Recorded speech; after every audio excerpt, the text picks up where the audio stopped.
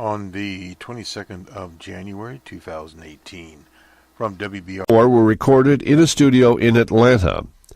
But the fifth was something different. It was not a lecture, but a sermon that Dr. King delivered in his own church, the Ebenezer Baptist Church in Atlanta, Georgia.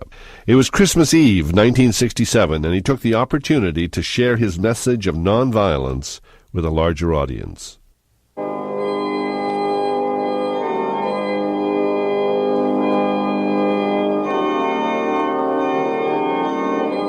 Oh, how I love Jesus. On Christmas Eve, the CBC presents Dr. Martin Luther King's Christmas sermon on peace and nonviolence as the fifth and final Massey lecture for 1967. Peace on earth. RN Radio and on Boston Red Network. The title of this episode, Dr. King and the Struggle for Peace and Development. One cannot have peace without development, and we've been talking about sustainable development around the Boston Red Network for a number of years, whether it's on the software hardware frontier or the economic frontier in macroeconomics. One has to have development to bring about peace. Now, in the current struggle at the border on this, what was King Day yesterday, we have to remember that the immigrants that are arriving at the border, why they are there, they do not have peace nor development in their home countries. Now, if you plan to solve that problem, you have to bring peace to El Salvador, Guatemala, Honduras, and what has been the history of the empire here, the U.S., they have brought instability. Right-wing dictators in El Salvador, Guatemala, in Nicaragua. All of those things were intervention there on behalf of the ruling class in the U.S. and establishment of some proxy class, whether it be in El Salvador, a very bloody situation there, in Guatemala, in Honduras, in Nicaragua, and now they're trying to, as it was one would say, 2.2, in Venezuela, where there is some development. How does one get development? Well, to develop a people, first of all, you have to have an education system. But before you have an education system, you have to have a universal health care. So education, universal health care, and then you have to have a capitalization. And that has been the problem in many of the countries. In Nicaragua, capitalization. In Cuba, a matter of boycotts that artificially determine what their economy is, and blockades. That does not allow Cubans to buy certain types of materials. The same thing with Venezuela. Now, when you try to artificially influence the economies, you create problems. Now, in Venezuela, people were leaving Venezuela. Now they're coming back to Venezuela. People are not leaving Cuba. Many thousands have already departed for Florida and points beyond. But that was a political situation. A political situation brought on by the so-called Cold War. Well, we're not in a Cold War anymore. And the sanctions and blockades. Now we have sanctions in place for various countries. Iran, the Russian Federation, and others. Now that is a form of economic violence. As this week we cover the World Economic Forum, we'll have various pieces out there. Sometime today we'll have out the first session. It is a montage of various things, including but not limited to globalization 4.0, public opinion development. I just wrote a few of them down here.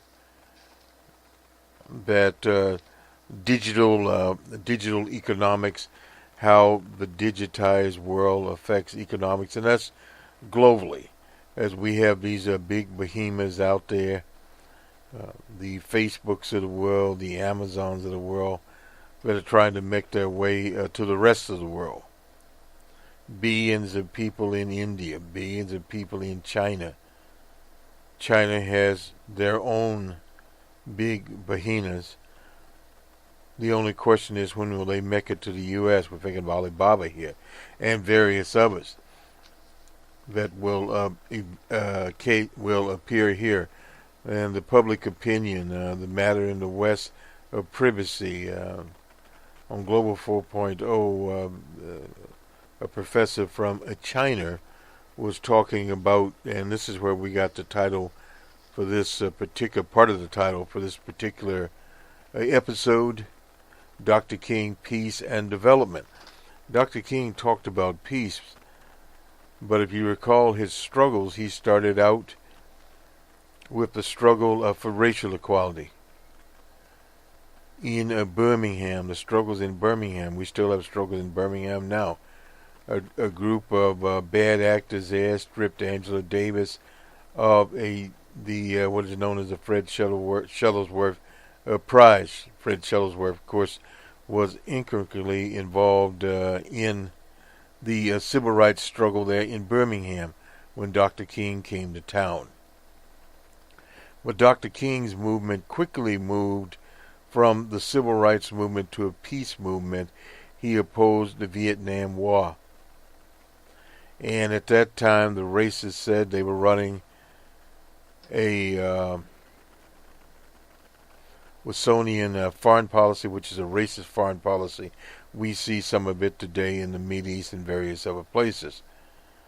But he opposed the war, and they said, well, he should stick to preaching, even LBJ said this, and not interfere in quote-unquote foreign policy. There were few African Americans in foreign policy at that time, or were even associated with it. And if you notice today on the talk shows which we cover, rarely do we see an African American appear to talk about quote-unquote foreign policy. I remember when Mr. Jimmy Carter appointed Henry, I believe his name was, to a foreign policy position at the UN. And he had Andy Young there as a UN ambassador, where you had an African American speaking about so-called foreign policy. Well, this came out of the civil rights movement, the inclusion of African Americans in the political sphere. I was trying to recall the first African American that was there. He actually was an individual that was in the time of Eisenhower, that participated in one of the peace fires in the Mideast. I'll have to get his name on another cast. Hadn't thought about him for some time there. But African Americans have been involved in international matters. And of course, we think of General Colin Powell, with his various positions as Joint Chiefs of Staff, etc., did speak on foreign policy. And he was the National Security Advisor of all things under Ronald Reagan. But back to Dr. King and his struggle, it moved from nonviolent demonstrations to more peace work in general in terms of armed struggles, where he spoke out against the Vietnam War as being inhumane. And then he moved on to matters of economics. The Poor People's March, but demanding jobs. The 1963 March on Washington was about jobs and freedom. It was not simply about, and I'd have a dream speech. It was about freedom. And this particular King Day, we hear echoes of, and we'll get to that, some of the tweets that went out from various people, including Bibi Netanyahu. But the problem in the Mideast situation was a little bit different at the time of Dr. King's death. but Dr. King did not get involved in the Mideast politics. And you understand this in the American context, because the American people are not today a people that are interested in quote-unquote global matters or foreign relations as a whole. And during the Vietnam era, which we were there for that one, many of the people that were sent to Vietnam did not know where Vietnam was. They had absolutely no idea, period, where they were going. And they got there. And they were manipulated. The Pentagon even spotlighted out or targeted, I guess is the correct word, soldiers with lower than normal IQs. So they had all these things pre-planned. But as we struggled through that great conflict, which brought about a social change throughout the country. On the Lyndon Johnson, we'd had the Voting Rights Act, we had the Civil Rights Act, all that in 1965. The 60s were, as they say, a volatile area. And then Dr. King was killed. And Malcolm was killed. And Robert Kennedy was killed. And out went the progressive people. And in came Tricky Dick out of California. Second governor out of there. The next one would have been Ronald Reagan. Saw a fellow walk by the other day with a Reagan cap on. Anyway, that's some of the throwback that you occur here. Incidentally, when we leave, you'll hear from Dr. King.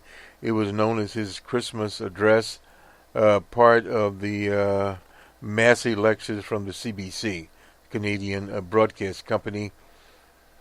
It was given in 1967 at the Ebenezer Church there in Atlanta, Georgia. Let me very quickly finish up some of the other things in this very brief broadcast before we do the sports. Michelle Alexander. Well, let me get the King Day tweets first here from Splitter, just some of them that came out from various people. King's Day is a time to reflect on one of the most honorable and morally righteous figures in the country's history are set at home eating Cheez-Its. But obviously a place to start is the U.S. government, which is no fan of Dr. King's. Various characters. The CIA even had the audacity to put one out here as a tweet, remember Dr. Martin Luther King Jr. The Marine Corps, MLK Day. There's some of the stuff coming out on the Twitter. The Air Force, the audacity of them.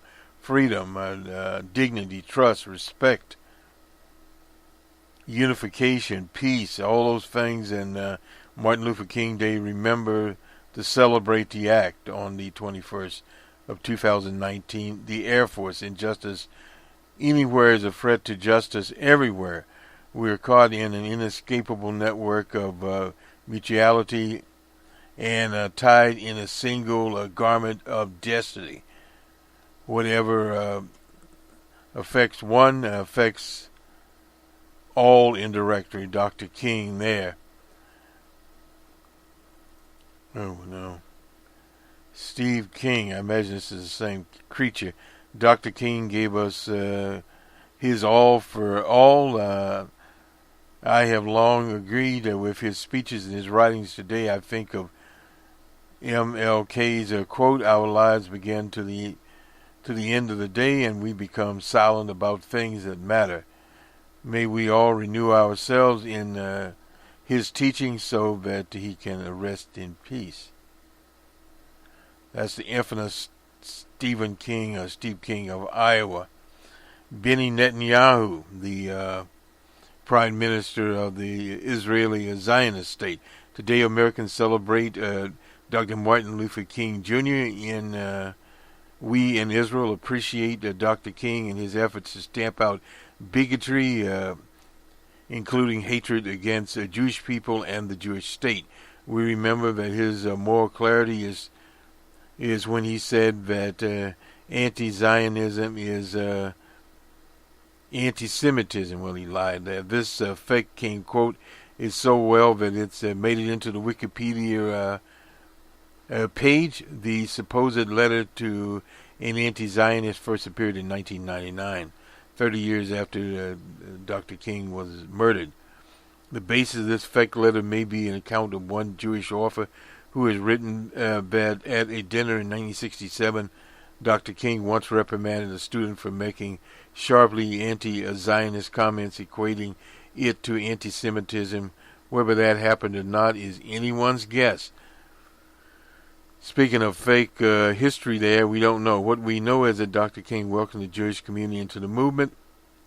Quite a few Jews participated in his efforts to end desegregation. In fact, they not only participated, marched, but were killed. Schumer, I'm thinking of there, was killed by the Klan. But Dr. King did not often mention U.S. foreign policy in the Mideast, so any view on Israel attributed to him are almost entirely BS. Finally, closing out the racist category, you know what Dr. King really loved? Cops. Oh boy, this is pathetic. So NRA even got into the act today. The men and women of the NRA honor the the profound life and legacy of Dr. King, Martin Luther King Jr. Dr. King applied for a concealed carry permit. That is true, and in many issues stated and was denied. We will never stop fighting for every law-abiding citizen to right to self-defense. Now, this is a very important article there. One of the leaders of the principal organizer of Bayard Rustin of the March on Washington went to King's home, and of course there were plenty of ammo in that house, guns and what have you. And he said, well, we got to get this out of here now. We're supposed to be in peace work. But in the South, anyone will tell you, Thurgood Marshall used to do it, they carried a gun. When we worked doing legal work and what have you in the South, we always carried a gun. So that was part of it. And at that time, the so-called rights of citizens to bear arms to today is not equal. Is not extended to African Americans. Although we have to recall, recently, a few months ago, a soldier was killed because he was trying to diffuse a volatile situation by a police officer, and he had a gun permit and was still shot in the back dead. So in other words, when you start talking about gun rights, Second Amendment rights, they do not even today extend to African Americans. Now, but we're talking about gun rights here, but the NRA needs to get this clear. Now, the concealed permit he was denied, no doubt about that, but African people in the South and in the North always carried guns. Even the old NFL here, they used Larry Fitzgerald to write, his words inspired a nation, empowered a people, broke down walls of hate, and shuddered the chains of injustice. They will echo through history, and our children's children will live in a better world because of the life of Dr. King. Larry Fitzgerald and the NFL had the audacity to put this out. Today we join players around the league in celebrating the life, legacy, and lasting impact of Dr. Martin Luther King Jr. And we're appreciative of this organization putting together some of these tweets that we would have not Seminole recruiting. Happy King Day. Oh boy. Yummer Brands, I believe they still own Kentucky Fried Chicken. Everybody can be great because everybody can serve. Dr. Martin Luther King, Yummer Brands, we honor and celebrate Dr. King. Is the parent company, of Taco Bell, Pizza Hut, and KFC. They don't like Kentucky Fried Chicken anymore. I suppose that went out. Anyway, and Starbucks Coffee even got into it, although they were caught profiling people. God. And Mother Jones is here. And then that's the end of the profiles. Let's look at our time here. And we're going to do the sports. We were going to do Michelle Alexander's latest here. We'll preview it. We don't want to have time to do it anyway. This is Michelle Alexander. She wrote a very famous book on incarceration, Time to Break the Silence on Palestine. Dr. Martin Luther King courageously spoke out about the Vietnam War. We must do the same when it comes to this grave injustice of our time. She's writing in the New York Times on the 19th of January. On April the 4th, 1967, exactly 1 year before his assassination, the Reverend Dr. King stepped into the lectern at the Riverside Church in Manhattan. The U.S. had been in active combat in Vietnam for 2 years, and tens of thousands of people had been killed, including some 10,000 American troops. The political establishment, from right to left, backed the war. That was true, and more than 400,000 American service members were in Vietnam and their lives on the line. Many of Dr. King's strongest allies urged him to remain silent about the war, or at least to soft pedal any criticism. They knew that if he told the whole truth about the injustice and disastrous war, he would be falsely labeled as a communist, suffer retaliation, severe backlash, alienate supporters, and threaten the frugal progress of the civil rights movement. King rejected all of the well-meaning advice and said, "I come to this magnificent house of worship tonight because my conscience leaves me no other alternative." Quoting a statement from clergy and laity concerned about Vietnam, he said, "A time comes when silence is a betrayal," and added that the time has come for us in relations to Vietnam. And I'll get this in a different broadcast. I'm going to skip to Professor Alexander's closing. In just over a week, the Birmingham Civil Rights Institute in Alabama, apparently under pressure mainly from segments of the Jewish community and others, resented an honor it bestowed upon the civil rights icon Angela Davis, who had been a vocal critic of the Israeli treatment of Palestinians and support the BDS. But that attack backfired. Within 48 hours, academics and activists mobilized in response to Mayor of Birmingham, Mr. Wolfen, as well as the Birmingham School Board and City Council expressed outrage at the Institute's decision. The council unanimously passed a resolution in Angela Davis's honor. An alternative event is being organized to celebrate her decades-long commitment to liberation for all. I cannot say for certain, but Dr. King would have applauded Birmingham for its zealous defense of Angela Davis' solidarity with Palestinian people. But I do. In the new year, I am speaking with a greater courage and conviction about injustice beyond our border, particularly those that are funded by our government, and standing in solidarity with the struggle for democracy and freedom. My conscience leaves me no other choice. Michelle Alexander.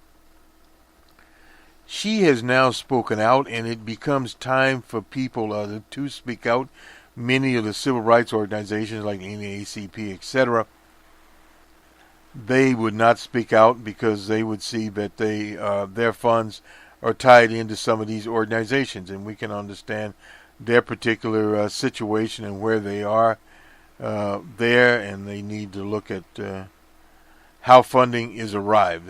We'll just say it that way as we look to the sporting scores. Our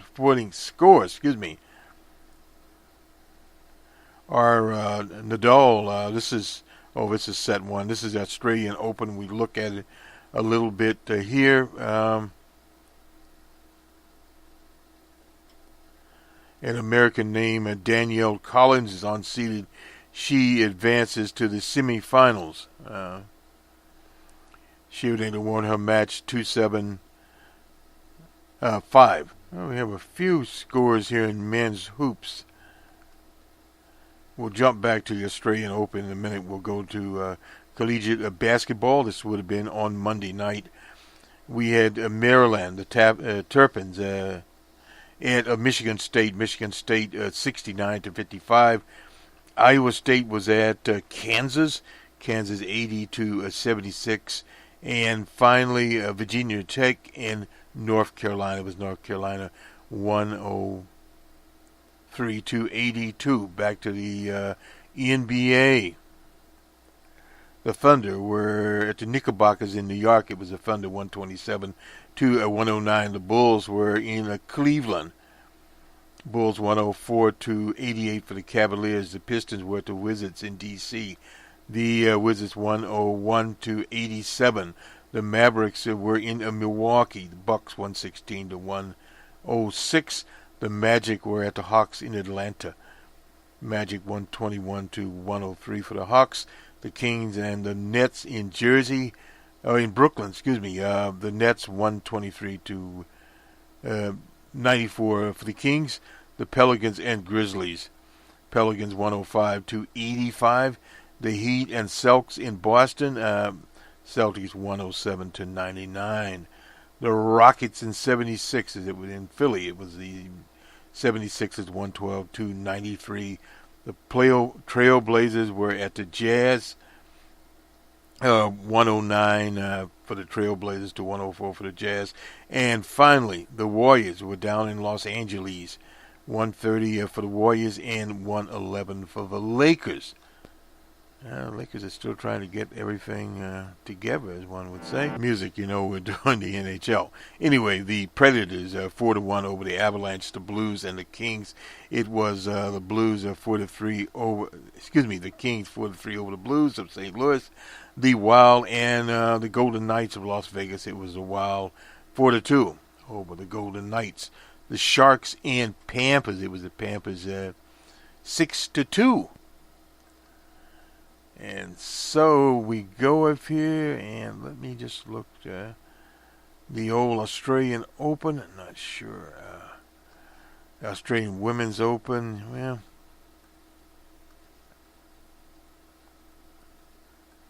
I'm not certain.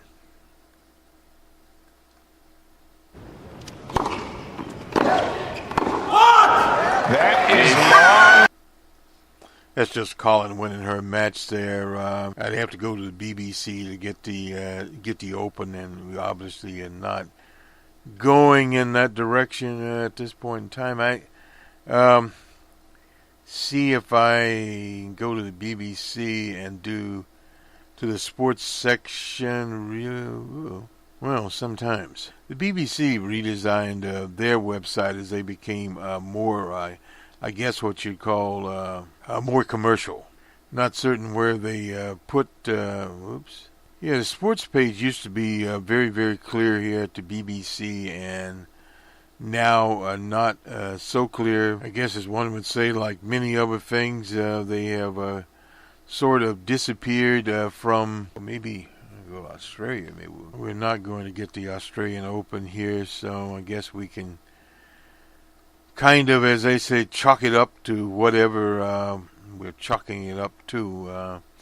Not really certain what that is anymore. Even the BBC has changed it drastically. We used to have access to a sports type of page from the main page, and now maybe we can get that one score. I doubt that. This is Nadal here. Nadal, how you pronounce his name. He was ahead, and I assume he still is ahead. And maybe we're lucky. We'll see where he is. That looks like 30-0 here. We at least got some. I don't know. These are just rankings. Not going to do us any good. Anyway, let's see. Where are we? Live scores, and maybe. Yeah, well, Colin, these are results here. Colin, second set 2-7-6, so we did find her. And Nadal is at 5 now. I'm not sure what's. I guess that's the first set. My assumption. No, not men's doubles.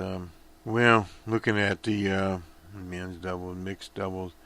Women's doubles, no. I guess this is all we're going to get from the Australian Open here. We're not getting anything else, so we can give it up.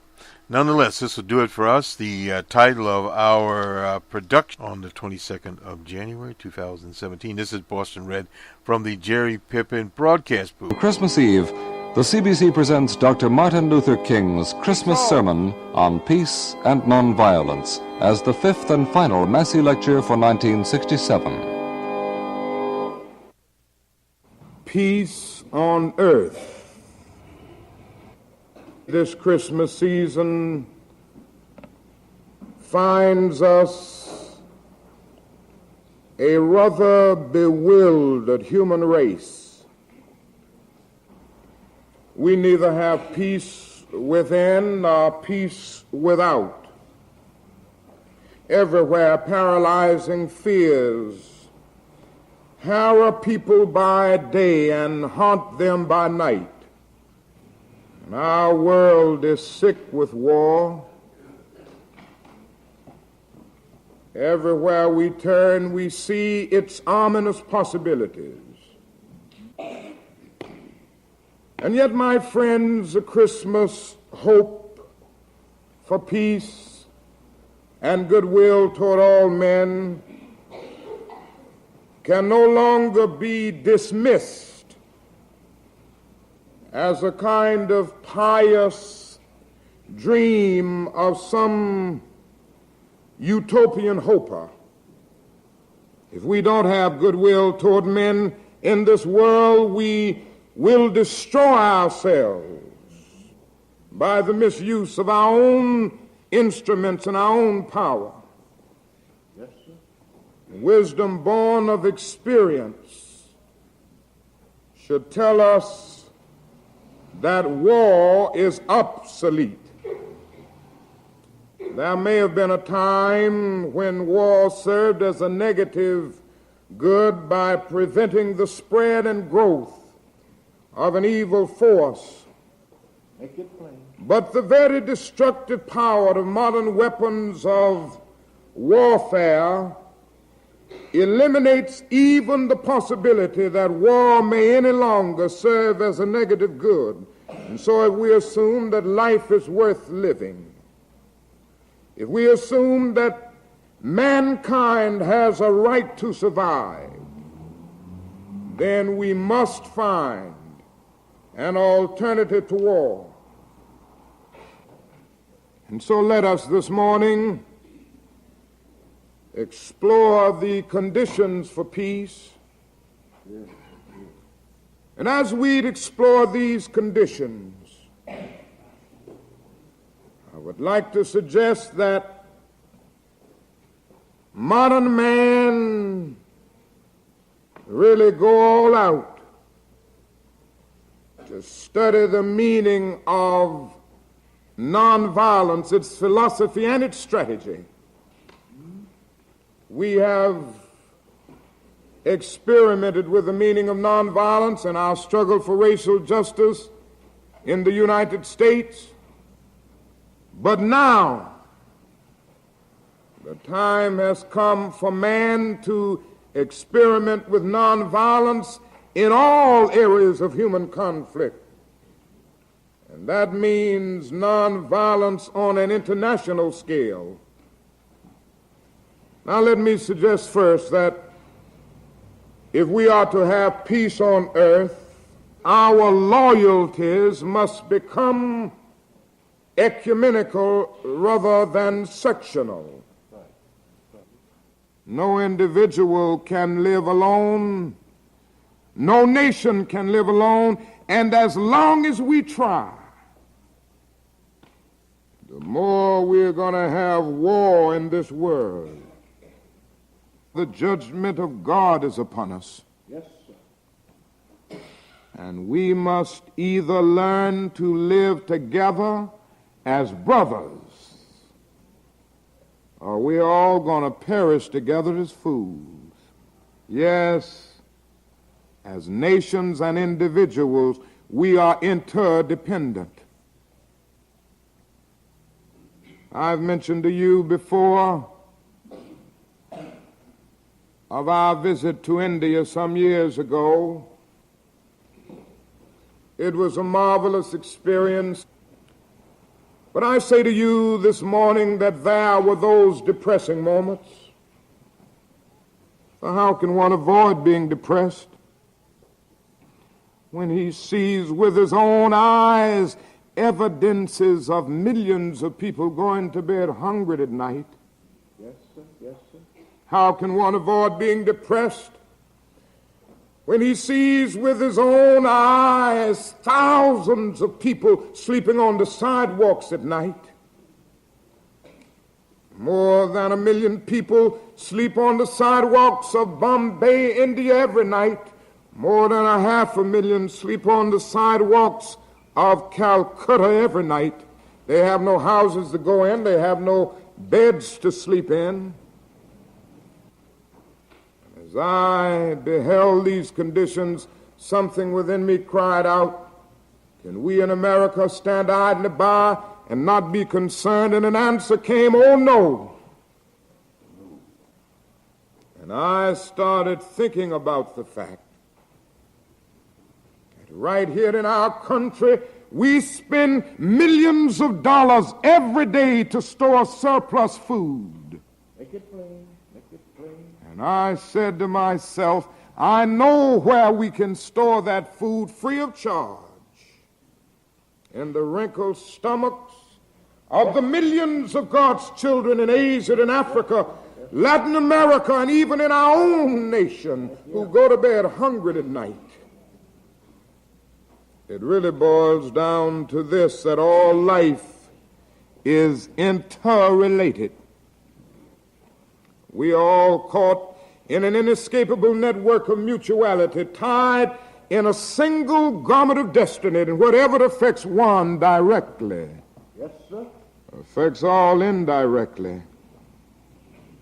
We are made to live together because of the interrelated structure of reality.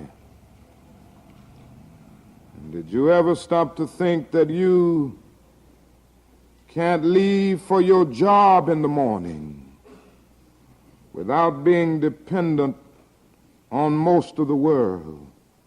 You get up in the morning and go to the bathroom and reach over for a sponge, and that's handed to you by a Pacific Islander.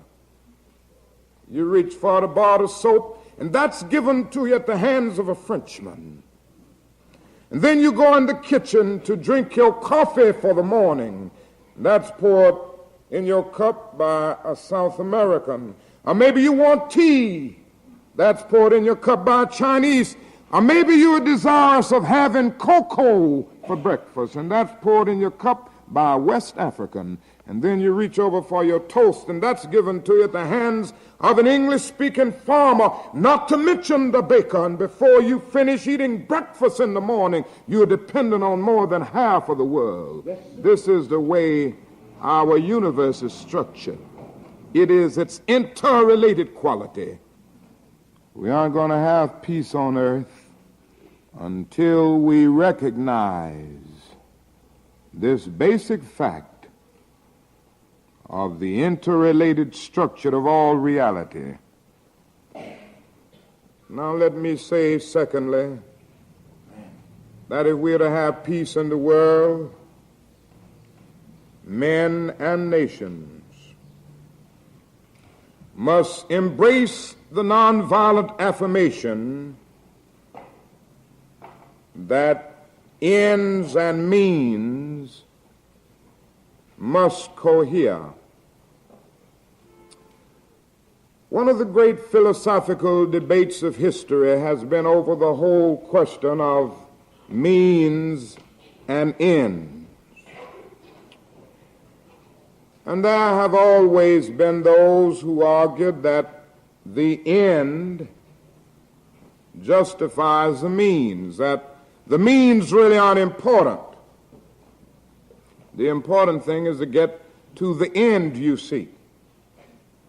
So if you are seeking to develop a just society, the important thing is to get there, and the means really unimportant. Any means that will get you there. They may be violent. They may be untruthful means. They may even be unjust means to get to a just end. There have been those who have argued this throughout history. But we will never have peace in the world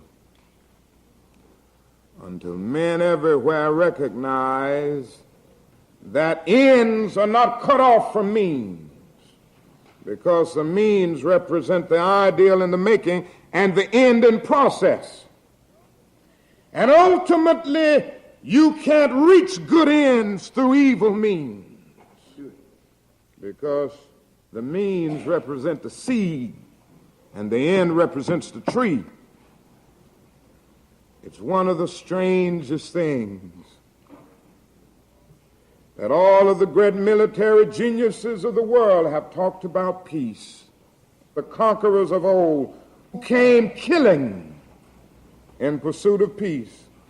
Alexander, Julius Caesar, Charlemagne, and Napoleon were akin in seeking a peaceful world order. And do you know, if you will read Mein Kampf close enough, Hitler contended that everything that he did in Germany was for peace. And the leaders of the world today talk eloquently about peace. Every time we drop our bombs in North Vietnam, President Johnson is talking eloquently about peace. Make it plain. What is the problem? They are talking about peace as a distant goal, as an end we seek. But one day we must come to see that peace is not merely a distant goal that we seek, but it is a means by which we arrive at that goal. We must pursue peaceful ends through peaceful means. All of this is saying that in the final analysis, means and ends must cohere, because the end is pre-existent in the means. And ultimately, destructive means cannot bring about constructive ends. Now let me say, the next thing we must be concerned about if we're to have peace on earth, goodwill toward men, must be the nonviolent affirmation of the sacredness of all human life. Life is sacred. Every man is somebody because he is a child of God. Yes. And so when we say, "Thou shalt not kill," we are really saying that human life is too sacred, yes, to be killed on the battlefields of the world. Man is more than a tiny vagary of whirling electrons or a wisp of smoke from a limitless smoldering. Man is a child of God, made in his image. Yes. And therefore must be respected as such. Until men see this everywhere, until nations see this everywhere, we will be fighting wars. But one day somebody should remind us that even though there may be political and ideological differences, the Vietnamese are our brothers. Yes, yes. The Russians are our brothers. The Chinese are our brothers. And one day, we've got to sit down together at the table of brotherhood. For in Christ, there is neither Jew nor Gentile. In Christ, that is neither male nor female, in Christ that is neither communist nor capitalist, in Christ somehow, that is neither bond nor free, we are all one in Christ Jesus. And when we truly believe in the sacredness of human personality, we won't exploit people. Right. We won't trample over people with iron feet of oppression. We won't kill anybody. There are three words for love in the Greek New Testament. One is the word eros, and eros is a sort of aesthetic, romantic love. Plato used to talk about it a great deal in his dialogues, the yearning of the soul for the realm of the divine. And there is and can always be something beautiful about eros, even in its expressions of romance. Some of the most beautiful love in all of the world has been expressed this way. Then the Greek language talks about phileo, which is another word for love. Now, phileo is a kind of intimate love between personal friends. This is the kind of love that you have for those people that you get along with well, and those that you like. On this level, you love because you are loved. You love those people that appeal to you and those that you like. Then the Greek language comes out with another word for love. It is the word agape. Agape is more than romantic love. It is more than friendship. Agape is understanding, creative, redemptive goodwill for all men. Agape is an overflowing love which seeks nothing in return. Theologians would say that it is the love of God operating in the human heart. Yes. And so when you rise to love on this level, you love all men, not because you like them, not because their ways appeal to you, but you love every man because God loves him. That's it. And this is what Jesus meant when he said, love your enemies. And I'm happy that he didn't say like your enemies, because there are some people that I find it pretty difficult to like.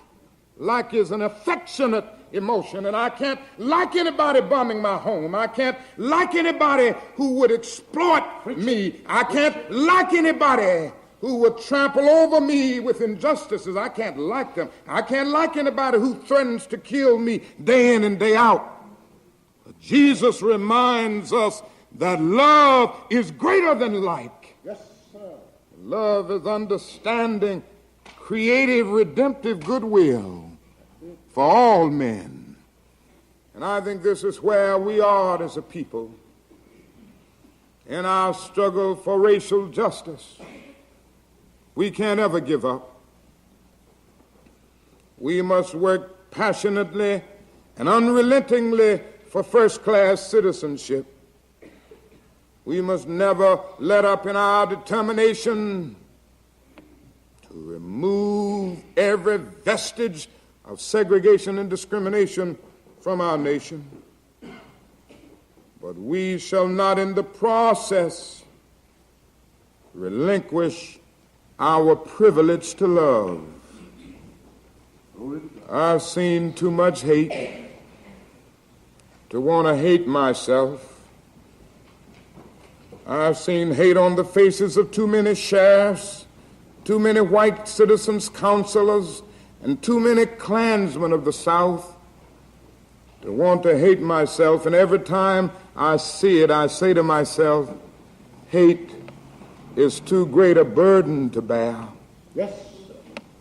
And somehow we must be able to stand up before our most bitter opponents and say, we shall match your capacity to inflict suffering by our capacity to endure suffering.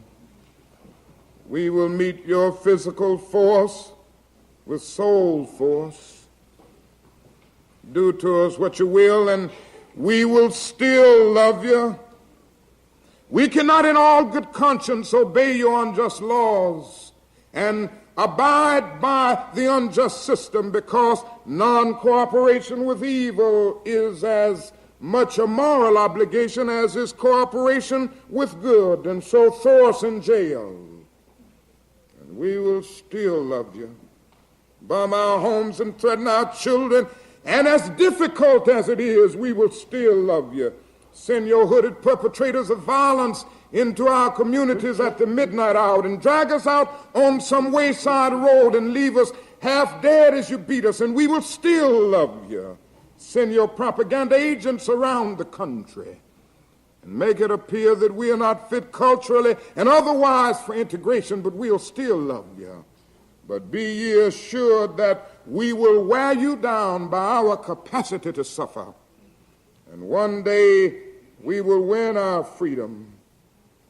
We will not only win freedom for ourselves, we will so appeal to your heart and conscience that we will win you in the process. And our victory will be a double victory. And if that is to be peace on earth and goodwill toward men, we must finally believe in the ultimate morality of the universe and believe that all reality hinges on moral foundations. Something must remind us of this as we somehow stand in the Christmas season and think of the Easter season simultaneously, for the two somehow go together.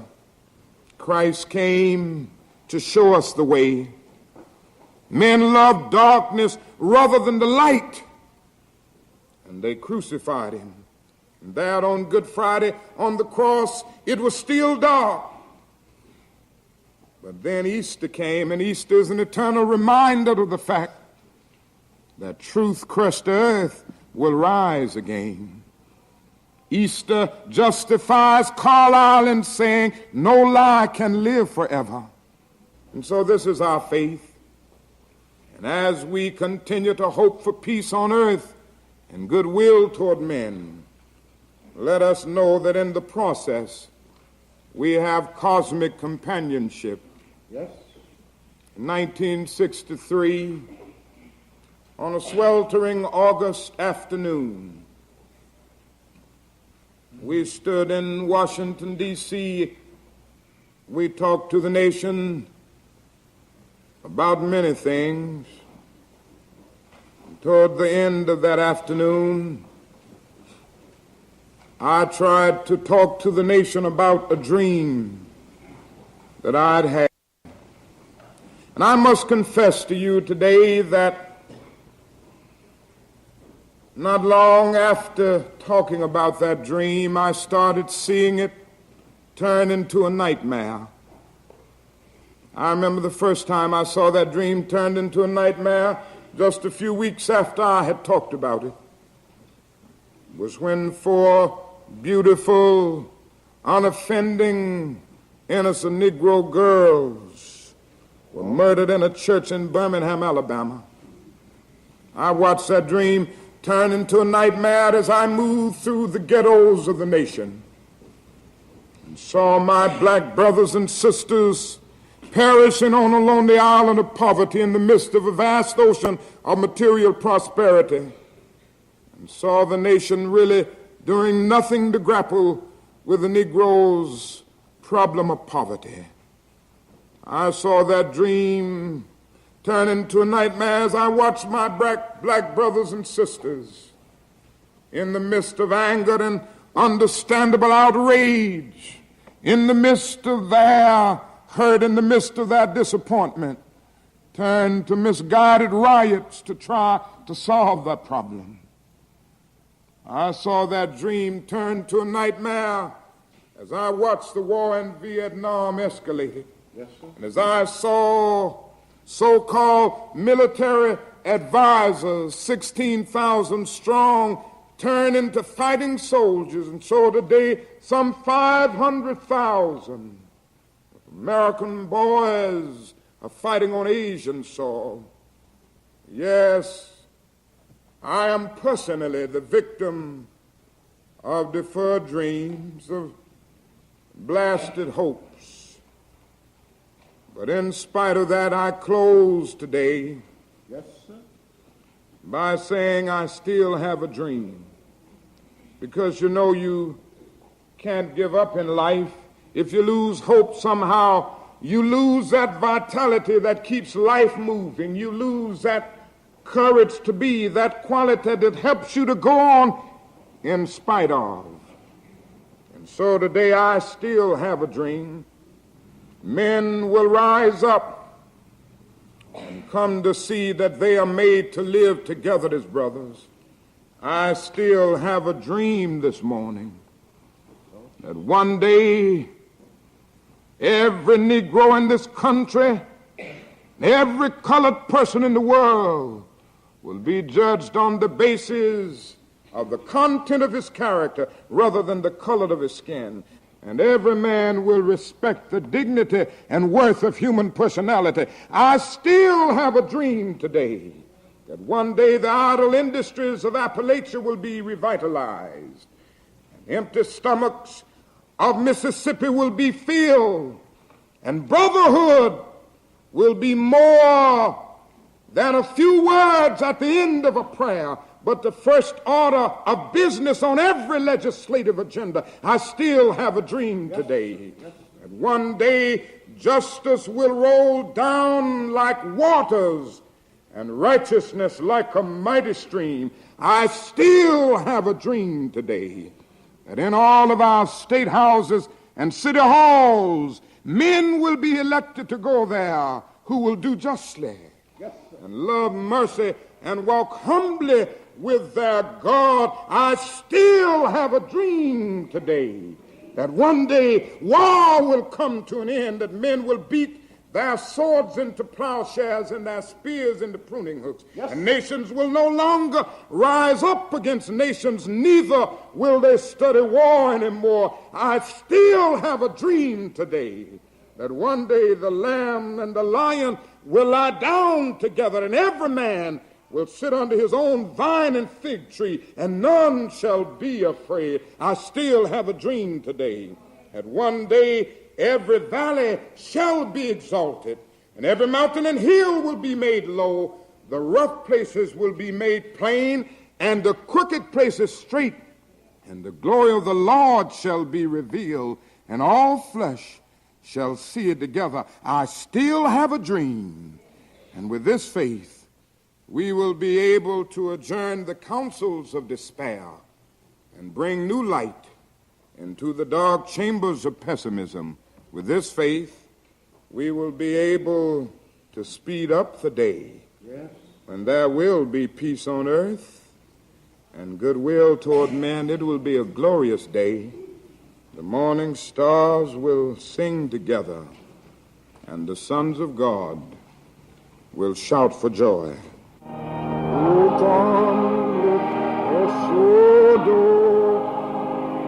O come, let us adore. O come, let us adore.